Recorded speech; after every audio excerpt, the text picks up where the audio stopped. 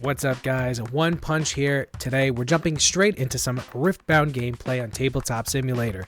Now me and Coach, we grabbed the starter decks we would have used at the release event. I'm running Jinx, he's running Lee Sin. We wanted to see which deck would actually come out on top. We ran a full best of 3. Game 1 turned into a wild 21-minute match. And once I started editing, I went way too hard on this, okay? Look at this timeline. It's insane. This is my edit, okay? This is why I don't do this stuff often. So please, just do me a favor. For the love of God, smash the like button. Hit subscribe if you enjoy the video. Alright, let's get into game 1. Alright, so going into game 1, I clicked the randomize button. I got to choose who goes first. So Matt ability's turn. The player choosing to go first is white. Why don't you go first? I'll let you go first. I decided to go second. I don't know if that was like a good move or whatever, but I think Jinx just having 3 energy to go second is just puts me in a better place. I got a little bit, I have a little more options, right? So we shuffled up. My opening hand was Flame Chompers. I had 2 Void Seekers and a Fight or Flight. I ended up sending a Void Seeker back. Figured like I'm not gonna really need 2 of them. And then I drew into a Scrap Heap. Pretty happy with the hand overall, I guess, especially since going second gives me 3 energy to start with, which is really solid for Jinx, like I said. Yeah, I got it. Okay, well, I got 2 resources here. Yeah. Yep, I will pass. Alright, sick. So Coach is going first here, and he just passes his opening turn. No plays. On my turn, I draw into an Undercover Agent, which honestly I'm not really too excited about. Originally, I was thinking about just like dropping Flame Chompers for 3, so you can see like I'm ready to like tap those 3 mana. But then I saw a better line, I think. So instead, I just paid 3 for Jinx Demolitionist. That lets me discard 2 cards. So I chose Flame Chompers and Scrap Heap, because the cool part being that both of those cards do something when they're discarded. Scrap Heap lets me draw a card, and Flame Chompers can come into play if I pay 1 power. So by turn 1, with just 3 energy and 2 power, I was able to get Jinx Demolitionist out and put Flame Chompers in play. Also, I got to draw a card. Started, kill their draw, I draw a card. Do that. That's back. And then I ended the turn with about 7 might on board for just 2 power. All right, it's just a super efficient start. And exactly the kind of fast setup Jinx wants to see. All right, so headed into Coach's turn 2. He draws up, sitting on 6 cards in hand. He ends up paying 3 energy for a Wielder of Water. Oh God, what's your rotation degree on, bro? 15. Why? For Warhammer and stuff. Yeah, that's pretty much. I can pay 1 now. You can pay 1. Lee Sin buff. Increase might. And then he spends 1 more to activate Lee Sin's ability, giving that wielder a nice little buff. So by the end of his turn, he's completely tapped out with a single Wielder of Water in play with a buff on it. Now, I also forgot to mention our battlefields for this match. Okay, I'm playing on Reaver's Row, which says when you defend here, you may move a friendly unit here to base. Coach picked Monastery of Harana, which says when you conquer here, you may spend a buff to draw a card. That obviously works way better for him because my Jinx deck doesn't run buffs and his whole deck runs on buffs. So with his wielder in play, you know, I figured let me move my Flame Chompers over to Reaver's Row, and I think it's a good time here to quickly explain how Riftbound works for anyone watching who's new. The whole game is basically a tactical land grab. You're using your units, your battlefield, your card effects to conquer and defend territory. You score points by controlling those battlefields, and the first player to reach 8 points wins. You get points both when you take over a battlefield, also known as conquering, and at the end, at the start of your turn, for every battlefield that you control, you will also gain a point. But, and this is important, you can only win by either holding for that 8th point, meaning you start your turn at like 7 points, and you have a battlefield under your ownership, you'll get that 8th point, or you have to conquer every battlefield in play.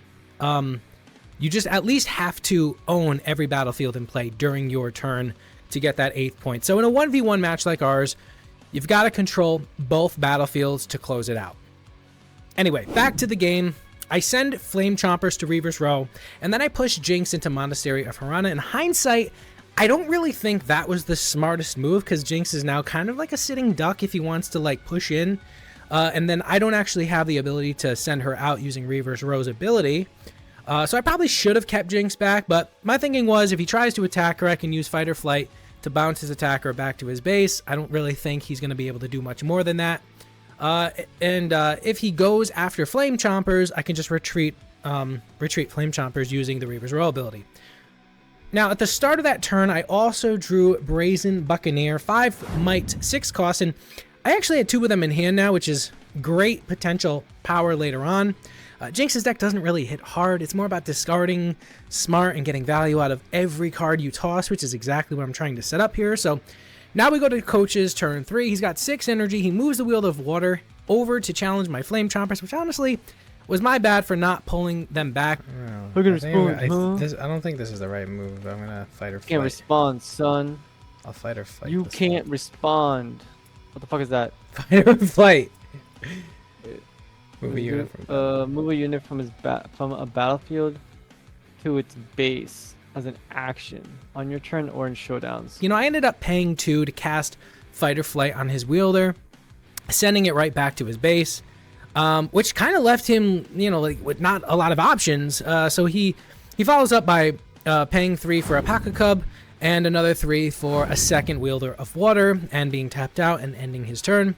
By the time my turn 3 started, I'm already sitting at 4 points, being that I'm holding 2 battlefields now when my turn starts, so I get a point for each of those, which is halfway to victory. So I joked that using Fight or Flight might have been a dumb play, but honestly, it worked out pretty well.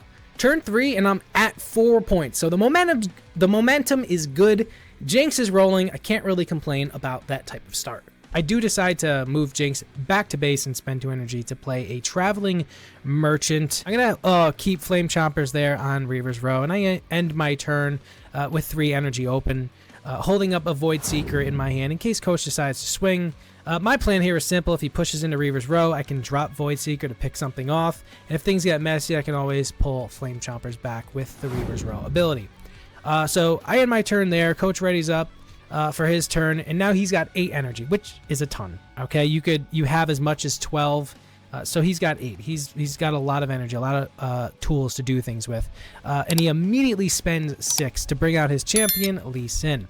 Then he drops 1 more energy and 1 power to use Accelerate, which is an ability that allows you to play something and immediately have it ready. There's 2 different Lee Sins in this game. The orange one is the one he's running. It has a special ability that gives all units at its battlefield that are buffed plus 2 additional might, making all buffed units plus 3 might if he's at the same battlefield. Right now, that only applies to his Wielder of Water, being the only unit that he has that's buffed currently. And so he sends both Wielders of Water and his Paca Cup into battle, attacking my Flame Chompers, leaving Lee Sin sitting back at base. Personally, I think he maybe should have committed Lee Sin, brought him forward into the battle, but hey, that's his call. Obviously, he's planning for something later on in the game, but he's not getting any of those bonuses from Lee Sin's special ability right now. Fuck. All right, I'm going to pay 3, get rid of 1. We'll Void Seeker out one of them. Deal 4 damage, draw a card. What if I counterspell it? You don't have one on that deck. I remember when we looked at that thing. I do respond by casting Void Seeker, targeting the buffed Wielder of Water. It deals 4 damage, which is exactly enough to take it out. I did forget to draw a card from Void Seeker's effect. My bad. But I follow up by having Flame Chompers attack and finish off his second Wielder of Water. I could have moved my Flame Chompers back, foregone that action, because I figured let me take out 2 of his units while I still, have a way to do so. I probably shouldn't have done that in hindsight, but I left the Paca Cub alive because honestly I figured the Wielders could stabilize a lot better if they stuck around. So taking them out felt like the safer play and trading with my my Flame Chompers. So he ends up conquering that battlefield. And then next, Coach sends in Lee Sin over to Reaver's Row, and he plays Charm on my Jinx. Now, the problem is Jinx has Assault 2, which triggers whenever she becomes the attacker, and Charm forces her to become the attacker. It's pushing her into a battlefield. And whenever a unit enters a battlefield, whatever the unit that's contesting that battlefield, they are the attacker. So by using Charm on my Jinx, unfortunately for him, he's triggering her Assault 2 ability. So if he keeps that line, Lee Sin's basically going to die. We're going to tap 1. We're going to move Charm. Ooh. This bitch.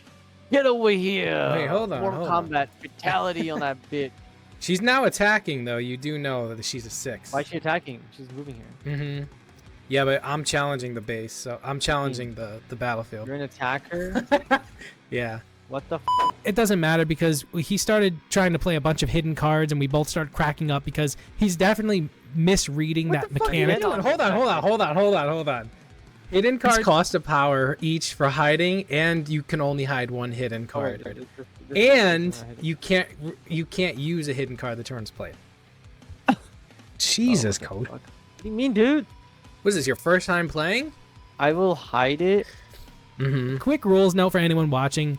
To hide a card, you have to recycle 1 energy. So basically, you take an energy from your zone, doesn't really matter which color, and if you're hiding a card, and then you just slide it to the bottom of your energy deck. That means you're technically losing that energy for now, so it's a little bit of a ramp down, but it lets you set up a card with the hidden keyword. Hidden cards can't be activated the same turn they're placed. You know, they've got to sit down for at least 1 turn, and you can only have 1 hidden card per battlefield you control unless you're using the Bandle Tree battlefield, which we're not in this case, but that actually allows you to play an additional hidden card there. But I'm just rambling here. That's what Coach was trying to do, basically. Playing and flipping hidden cards right away doesn't quite work within the rules. So instead, he uses that extra energy to buff his Pack-a-Cub, which with Lee Sin's ability at that battlefield, it brings his Pack-a-Cub from a 3 to a 6. So at this point, he's sitting with 12 might on Reaver's Row and a hidden card in play. Things are definitely starting to heat up. So starting my turn now, I've got a Traveling Merchant on the board, and I draw into Gust. Gust is a 1-cost spell that returns a unit with 3 might or less back to its owner's hand. Unfortunately, his Pack-a-Cub is already out of range because of the buff from Lee Sin, so that line's pretty much off the table now. I do take my Traveling Merchant, I move it over to the Monastery of Harana, and whenever the Merchant moves, I get to discard a card from my hand and draw a new one. I pitched Undercover Agent. It's a fine card, but it's 5 cost and 1 purple power. I'm not really in the mood for setup pieces right now. Right now, I'm just kind of looking for ways to close the game out using like bigger bodies. I guess I could have held on to it, but I didn't feel like I needed it. I don't really like that card. So I discarded Undercover Agent. I drew into a Cemetery Attendant. I actually like this card a lot because if Jinx dies now later on, I have a way to get her back, which is huge. I do think she's kind of the core of this deck. She's got Assault to pressure battlefields, and she can accelerate to, surprise my opponent. I wouldn't say she's the engine in this deck, but she's pretty close, right? So losing her without a backup plan can really stall you out, especially with the starter deck. Now I'm thinking I got a few options here. Do I push Jinx in right now? Do I try to reinforce my board instead? Or do I drop the heavy hitters? I don't know. So I decided to build the board. I do play Brazen Buccaneer, which normally costs 6, but has special ability. It'll cost 4 if you discard a card. So I discarded my second Buccaneer to cheat the first one into play. That does strengthen my position over at Monastery of Harana. Again, that's the battlefield Coach chose at the start of the game. I keep Jinx in base because I don't want to expose her yet. I'm just holding on to Gust with 2 energy open. I guess my plan right now is if he sends something small enough, I can bounce it back, but I don't really have a lot of strategy here going into this next turn. If he tries to pressure Reaver's Row and he just keeps adding people over there, I might be in a little bit of trouble. So now we head into Coach's turn, and he's sitting on a full 8 energy again. Tons of options. He immediately spends 6 to drop Udyr. Oh dear, it's Udyr. Tap 1. He's getting strong. You guys are getting kind of strong here. Spend a buff in my chosen ready yeah. me. That's definitely a thing. And let me tell you, Udyr is one of those cards you don't see in a ton of top tier constructive lists, but in limited formats, sealed or starter deck events, this card is fucking disgusting. So for anyone watching who doesn't know, Udyr has 4 different abilities he can activate by spending a buff. Because Coach is playing Lee Sin, he can generate buffs basically on command. So just by existing, Udyr becomes this toolbox monster. He can deal 2 damage to any unit in a battlefield. He could stun a unit. He could ready himself. Or he can give himself ganking for the turn. At a base 6 might, 7 with a buff, he's a nightmare to deal with, especially when you're running out of options in this Jinx deck here. At this point in the game, I don't really have anything in my hand that answers him cleanly, so Coach plays his Udyr for 6 and immediately spends another energy to give him a buff, so now he's a 7, and Coach has the buff ready to convert into any of his abilities. I'm going to tap 1, move this bitch. Sure. Now here's where things get a little messy on camera. Coach tries to play Charm on my Brazen Buccaneer, but he never actually played the card. He spent the energy, but the Charm stayed in his hand. We didn't notice it right away, but technically the Buccaneer shouldn't have moved. I mean, it should have moved. He just didn't get to play the Charm. He didn't put it in his discard pile. But he said, I'm playing Charm. I knew he had Charm in his hand, but because he paid the energy, we're already deep in the sequence. We just let it rock. So my Buccaneer gets pulled over into combat, and that's awful for me. That's terrible. His Pocket Cub is a 6 because of the buff aura from Lee Sin. My Buccaneer's only a 5, so I have nothing in hand to boost it, so I basically lose my Buccaneer for no reason. Charm is just one of those brutal cards. Sometimes there's no counterplay. Charm is just one of those great cards that's probably always going to be around. Then Coach uses Udyr's buff to activate the deal 2 damage ability, and he snipes my freaking Traveling Merchant. So this is where I misplayed. I tried to use Gust to return my Traveling Merchant back to base, forgetting that it actually returns the unit to hand, not to base. Die. I will go ahead and pay 1 to do nothing. Gust my Traveling Merchant. I mean, and sure, to your hand. I will draw 1, discard 1. Wait, what? I have to discard. Traveling Merchant. Isn't it? Oh, he doesn't go to the thing. So instead of saving the Merchant and drawing a card from its trigger, I just bounced to my hand after it had already served its purpose. Honestly, I should have just played Gust, targeting nothing, let the spell fizzle, because with only 1 card in hand, I would have been able to take advantage, number 1, of Jinx's ability to draw 2 at the start of my turn. But bouncing the Merchant wasn't really helping me. It basically weakened my board state at the worst possible time, so I mean, it was going to die anyway, but, whatever. So, I don't really know how the ruling on that would have worked. Maybe I'm wrong. Let me know in the comments. All right, after all that, Coach ends his sequence with an Udyr on board. He just spent its buff, but it's there. And he's going to be able to buff it every turn if he wants with his Lee Sin. And he's completely stacked on Reaver's Row. This isn't looking good for me. So now it's back to my turn, and I draw into Fading Memories. Now, this card is a 4-cost 1-power spell, and honestly, in this format, it's basically a kill spell. I mean, it gives any unit temporary, which means even if it doesn't die immediately, it's going to vanish at the beginning of my opponent's turn, unless you can defy it, which he doesn't have in his deck, but it's Riftbound's version of a counterspell, Defy, just for the record. Unfortunately, Fading Memories is within Defy range, but I know Coach doesn't have it, so it really doesn't matter. I'm just saying, just for technical standpoint.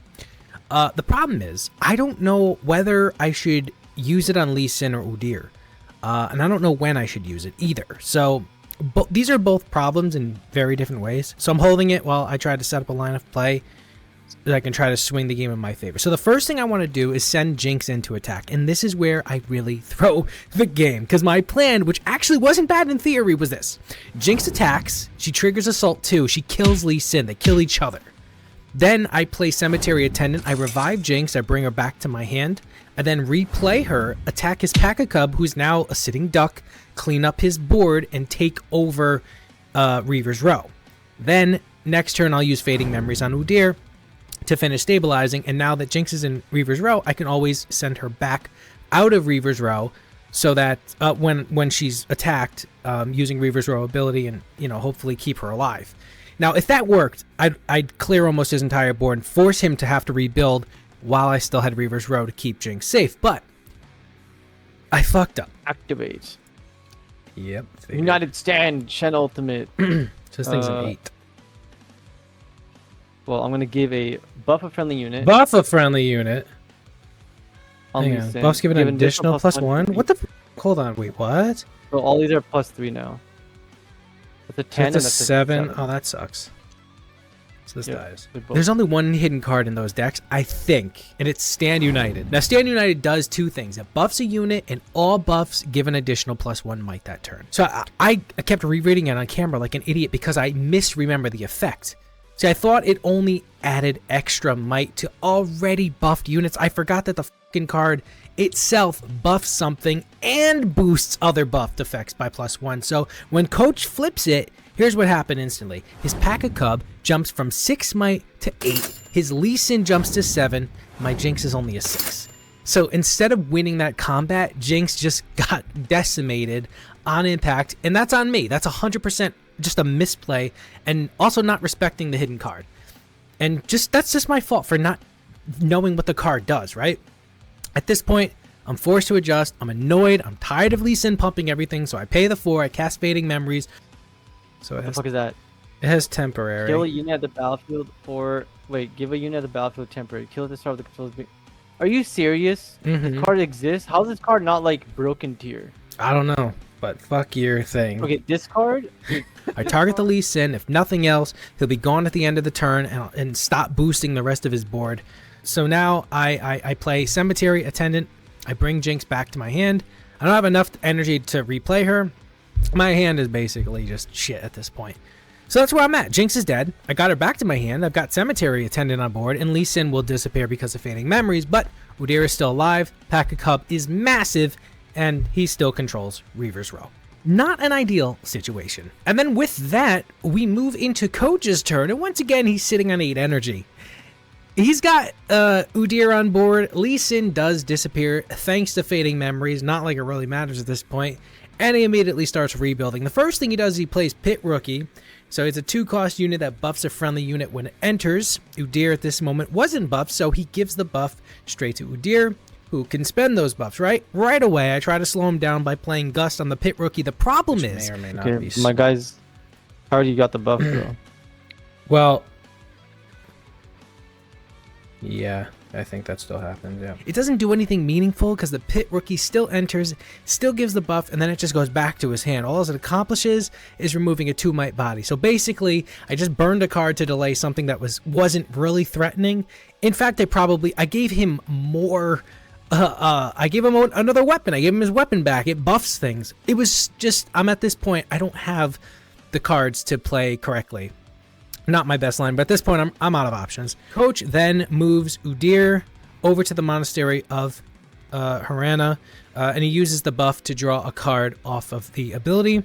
That alone puts him up 4 points. Now I'm at 5, he's at 4, but the momentum-wise, he's absolutely ahead. Then he drops Charm again. Probably the Charm he didn't properly play earlier. And he pulls my Cemetery Attendant straight into combat, and that basically ends my entire Revival engine. Once Cemetery Attendant dies, yeah, my hope's pretty much all but moot at this point. He plays Pit Rookie, buffs Udyr again, and now he's just this massive threat. And it just seems like he has 8 energy every turn. I mean, because he basically does. At this point, I'm running on fumes, right? So I finally get Jinx's passive trigger since I had 1 or fewer cards in hand. So I draw 2 cards. Unfortunately, the 2 I draw is another Gust and a Chemtech Enforcer, which is probably the worst possible card I could draw in this situation. It's a small, clunky unit, requires discarding a card just to play it. I desperately need big bodies, not fillers. So at this point, the only real thing I can do is bounce his Pit Rookie again, but all that does is slow his buff engine by 1 turn. It doesn't answer Udyr. It doesn't stop his push in the battlefields. So I try to rebuild. I pay 3 to get Jinx on the board. Then I use Accelerate. So in total, it costs 4 energy and 2 power. But here's where I make another mistake. I forget that when Jinx is played, I got to discard 2 cards from my hand. But because I forgot to discard those 2 cards, I still have Gust and Chemtech Enforcer in hand, which means everything I do right after this is technically illegal. I cast Gust even though I shouldn't have the card. However, I could have used it first and then play Jinx next, but it doesn't matter.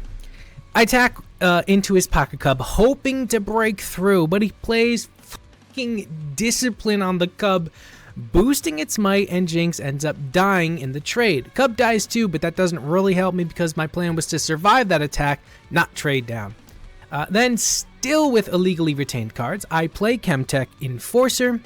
To be fair, if I played Gust first, like I said before, and then I dropped Jinx afterward, that would have still been totally fine. Chemtech still wouldn't be legal because it requires discarding a card to enter. I didn't have extra cards to discard, so Chemtech should never have hit the table, but in the moment with the pressure of Udyr and buffs and hidden cards, my sequencing just fell apart. So I end my turn with an illegal Chemtech Enforcer on board, no Jinx, barely any board presence, and no real win condition left. So at this point, I'm basically out of ammo, and the game has slipped away. And now we head into Coach's turn, and surprise, surprise, he's sitting at 9 energy. I've got an illegal Chemtech Enforcer on board, 0 cards in hand, and somehow we're tied 5-5. Realistically though, there's basically no universe where I come back from this. So, what does Coach do with all that energy? Well, he drops a card called Stormclaw Ursine for 7, and honestly at this point, it really doesn't matter what the card says. It's a 6 might body being slammed onto the table. I've got nothing but sadness, regret, and one lonely illegal enforcer that should not even exist. He plays him onto his battlefield, reinforcing it, which at first I thought was pointless because there's no way I'm ever taking that battlefield, but then I realized what he's doing. He takes the buff Udyr already has, he spends it to give Udyr ganking for the turn. That alone is terrifying because it means he can now move across battlefields and get the point for the other battlefield. Then with 2 energy left, he casts Pit Rookie again. Rookie buffs something when it enters, so now Udyr is even more juiced up. He gives it back to Udyr. He could use that buff instantly to kill my Chemtech Enforcer with Udyr's ability, but honestly, it doesn't even matter. My board is a formality at this point. It doesn't really matter. So now Coach is completely set up. He's got Stormcloak Ursine on his other battlefield, reinforced by Pit Rookie and more energy than I've had all game. I, meanwhile, desperately need the heart of the cards. I need it really bad. So, I draw my 2 cards from Jinx passive, and the game basically laughs at my face. I pulled Get Excited and another Chemtech Enforcer. Ouch. Neither of these cards do anything meaningful at this point. Had I got Get Excited and maybe something a little bit more powerful, it still wouldn't really have done anything, but I might have been able to kill at least one of his guys. I unfortunately didn't get to do that. So I reveal my hand to Coach. I'm like, this is all I got. I scoop, and the game ends. Coach takes it, and honestly, with the Udyr Snowball, the Hidden Stand United, and all my misplays stacking up, he really deserved the win. Udyr the Wild Man. What do you got, 6? Yeah, I can't take you over. GG's. All right, listen. That was game 1. Yeah. It really wasn't close. I had a strong opener, but Coach, he outpaced me with Udyr, his Lee Sin, just way too many buffs. I couldn't answer everything. I definitely misplayed a lot too, and editing this, I made all my mistakes painfully obvious. I even caught a couple voiceover mistakes, but I'm too cooked to fix them right now. It is what it is. It's on the internet forever, so enjoy.